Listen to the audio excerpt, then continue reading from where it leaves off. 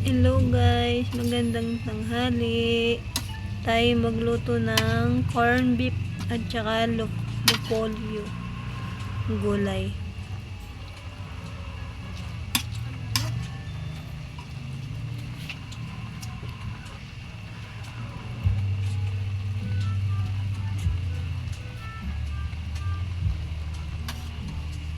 Haluin po natin para ma-mix po.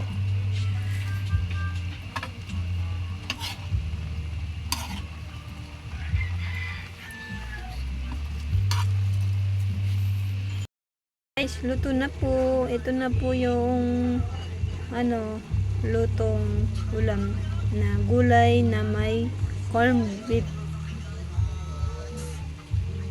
Pasensya na po kayo sa kawali ko. Sadyang may dimnan talaga.